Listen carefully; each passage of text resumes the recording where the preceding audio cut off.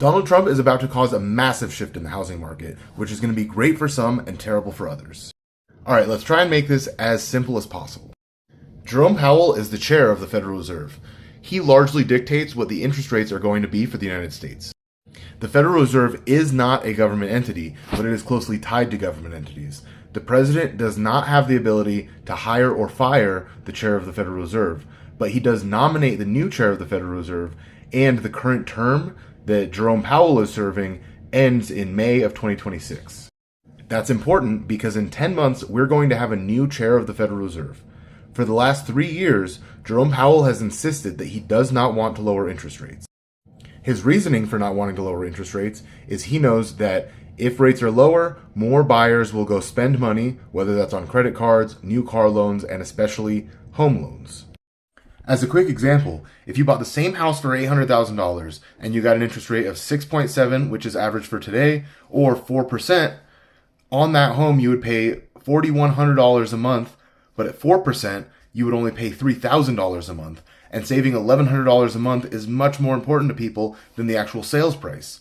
So, if we had an interest rate of 4% today, more people would go out and try to buy that home, there would be competition, and the sellers of that home would realize they can raise the price.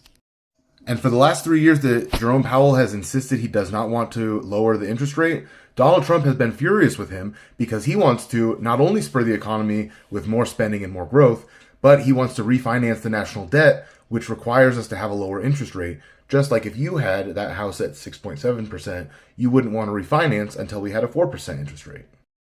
And since we know that Donald Trump wants a chair who is going to lower interest rates, and he has the ability to nominate the chair of the Federal Reserve come May, we can expect that sometime mid to late next year, we're going to see rates drop. And that's why Morgan Stanley actually predicted that by the end of next year, interest rates are going to be down in the 2%.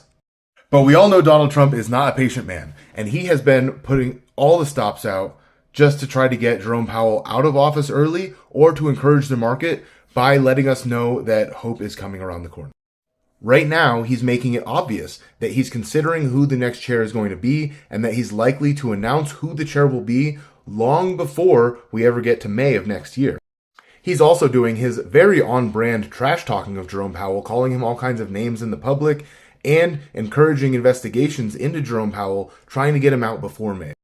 Right now, we are in the first solid buyer's market in the United States since 2010. That's 15 years of seller advantage, and now the buyer has the advantage.